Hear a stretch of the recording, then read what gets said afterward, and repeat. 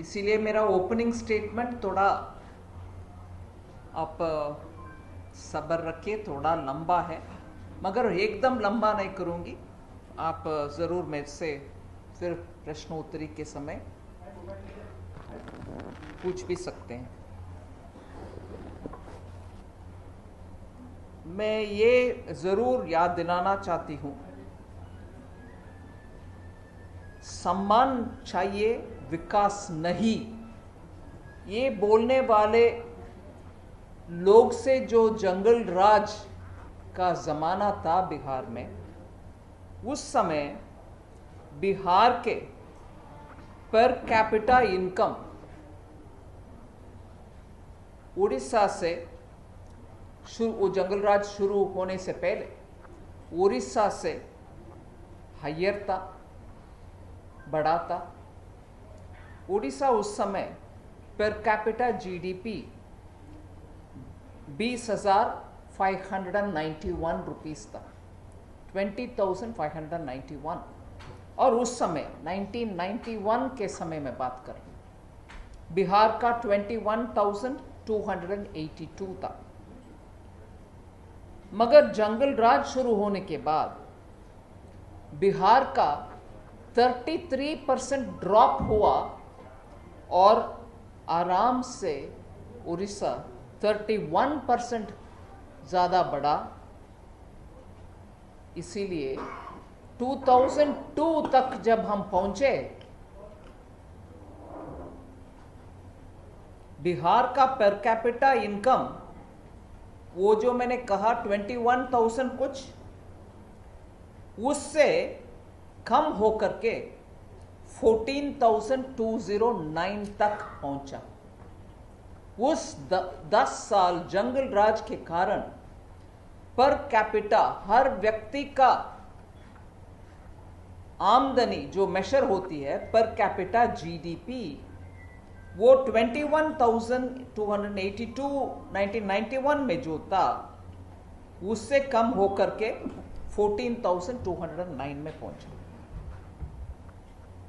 फिर पोस्ट 2002 के बाद में पर बिहार के per capita income average growth के अनुसार, एवरेज एनुअल ग्रोथ 5% के 5.6% के अनुसार वो 14,000 जहां गिरावट हुई 14,209 से उठ करके 37,000 तक पहुंचा 2019 तक।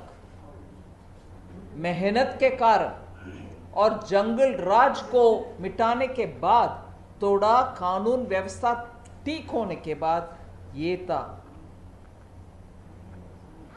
मगर इसी 5% का ग्रोथ अगर वो कालखंड में अगर 1980 से 91 से लेकर के 2002 तक वही 5% के अनुसार हम कैलकुलेट भी करें, बिहार का 2019 जहां हम मेहनत के बाद 37 तक पहुंचाया, अगर उस जंगल राज ना रहते बिहार का पर कैपिटा 95,313 तक पहुंच गया होगा 2019। जंगल राज से जो नुकसान आता है, आम आदमी के आमदनी तक उसका असर पड़ता है। लॉ एंड ऑर्डर के द्वारा तो मर्डर, खून, हत्या, रेप ये सब होता, वो भी भयंकर है। मगर पर कैपिटा इनकम के विषय में आप जरा सोचेंगे, यही है अंतर। मेहनत के बाद 2002 से 37,000 तक जहां पहुंचा, अगर रेगुलर लॉ एंड ऑर्डर उस समय भी रहता 95,000 तक बिहार के इनकम पर कैपिटा इनकम हो जाता था। बिहार में 5,478 स्मार्ट क्लासरूम्स बनाया गए हैं एलिमेंट्री स्कूल में, पूरे के पूरे केंद्र सरकार के पैसा के साथ। इसके अलावा समग्र शिक्षा स्कीम के द्वारा 4,021 एडिशनल क्लासरूम, अगर क्लासरूम्स भी है, नया क्लासरूम और जोड़ा गया है। 6,763 टॉयलेट्स बनाए गए, रैम्प्स मतलब क्या दिव्यांग लोगों के लिए 578 ramps, 160 computer rooms, 113 library rooms और 64 साइंस लैब्स। ये समग्र शिक्षा अभियान के द्वारा। कौशल विकास योजना के द्वारा 6 लाख यूथ को ट्रेनिंग, स्किल और ट्रेनिंग दिया गया है 2015 से लेकर के।